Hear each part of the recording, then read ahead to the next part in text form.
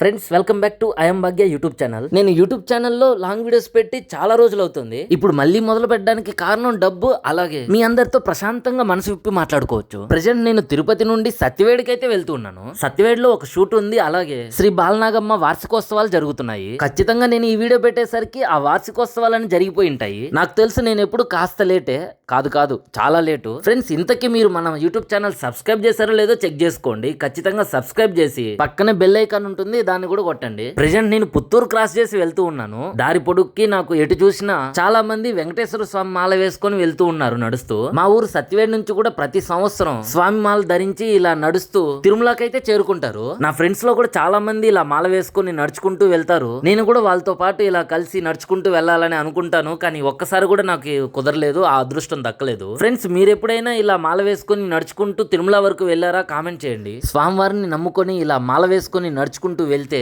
తప్పకుండా స్వామివారు మన కోరికల్ని తీరుస్తారని మా అందరి నమ్మకము. ఇప్పుడు ఎగ్జాక్ట్ గా కైలాస్ కోన దగ్గర అయితే ఉన్నాను. నేనైతే కైలాస్ కోనకి మొత్తం ఒక 2-3 సార్లు అయితే వెళ్ళాను. ఈ కైలాస్ కోన వాటర్ ఫాల్స్ చాలా బాగుంటుంది. ఎవరైతే వాటర్ ఫాల్స్ కి పోవాలి కానీ మేము ట్రెక్కింగ్ నడుచుకుంటూ వెళ్ళలేమని అనుకుంటారో అలాంటి వాళ్ళకి కైలాస్ కోన చాలా బాగా సూటబుల్ అవుతుంది. ఎందుకంటే మనం బైక్ లో పోయినా కార్ లో పోయినా కరెక్ట్ గా కైలాస్ కోన వాటర్ ఫాల్స్ వరకు దగ్గర వరకు వెళ్ళిపోతాము. ఇప్పుడైతే పాలమంగళంకి రీచ్ అయ్యాను. అయినా దీనికి ఎందుకు పాలమంగళం అని వచ్చిందో, అంటే ఈ ఊరికి ఎందుకు పాలమంగళం అని పేరు వచ్చిందో తెలిస్తే కామెంట్ చేయండి. చూడండి, దారి పొడుక్కి గోవింద్ స్వామి మాల వేసుకొని అందరూ నడుచుకుంటూ వెళ్తూ ఉన్నారు. ఎండ మాత్రం చాలా ఘోరంగా ఉంది. ఈ ఎండలో బైక్ నడపడానికే చాలా కష్టంగా ఉంది, కానీ వాళ్ళు నడుచుకుంటూ వెళ్తున్నారు. అప్పుడు స్వామివారి మీద ఎంత భక్తి ఉందో చూడండి వాళ్ళకి. కొంతమంది స్వాములు అయితే చెప్పులు కూడా లేకుండా నడుచుకుని వెళ్తారు. ఈ స్వాముల కోసమే ఒక దగ్గర మజ్జిగ కూడా ఇస్తా ఉన్నారు, కానీ నేను వీడియో తీయలేకపోయాను. నేను చాలా రోజుల తర్వాత ఈ వ్లాగ్స్ అనేది స్టార్ట్ చేశాను కదా, మీకు ఎలా అనిపించిందో కామెంట్ చేయండి. ఏదైనా తప్పులు ఉంటే చెప్పారంటే నేను నెక్స్ట్ వ్లాగ్ లో దాన్ని సరి చేసుకుంటాను. ఇప్పుడు నేను కరెక్ట్ గా పిచ్చాటూరు షుగర్ ఫ్యాక్టరీ దగ్గర ఉన్నాను. ఫ్రెండ్స్, మీలో ఎవరైనా ఈ షుగర్ ఫ్యాక్టరీ గురించి మీకు తెలిసిన పూర్తి వివరాలని కామెంట్ చేయండి. ఎందుకంటే దీనిపైన ఒక వీడియో అయితే చేద్దాము. మన వీడియోస్ లలో ఒక అతను కామెంట్ చేస్తూ ఉంటాడు, పిచ్చాటూరు షుగర్ ఫ్యాక్టరీ గురించి మాట్లాడండి అని చెప్పి. నాకు ఈ ఫ్యాక్టరీ గురించి పెద్దగా ఏం తెలియదు మాట్లాడడానికి. అందుకే తెలిసిన వాళ్ళు డీటెయిల్ గా కామెంట్ పెడితే నేను దాన్ని చూసుకొని కాస్త రీసెర్చ్ చేసి ఒక సపరేట్ వీడియోనే చేద్దాము. ఫ్రెండ్స్, వీడియోని తప్పకుండా లైక్ చేయండి, అలాగే మీ ఫ్రెండ్స్ కి కూడా షేర్ చేయండి.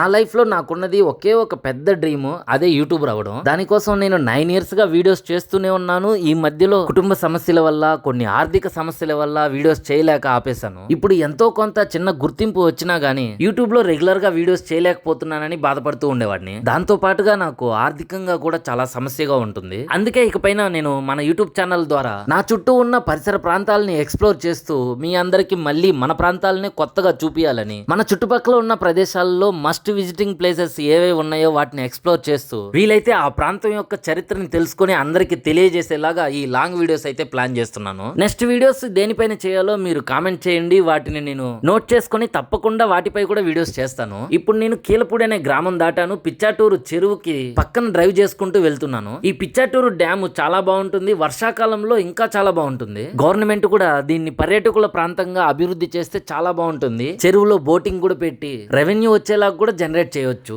ఇంకా పిచ్చాటూరు ప్రాంతంలో చుట్టూ పైర్లు అంటే పొలాలకి అవతల కొండలు చూడడానికి చాలా బాగుంటుంది. పిచ్చాటూరుకు వచ్చిన వాళ్ళందరూ అలాగే రామగిరి టెంపుల్ కి విజిట్ చేసి టెంపుల్ హిస్టరీ తెలుసుకొని స్వామివారిని దర్శించుకుంటారు.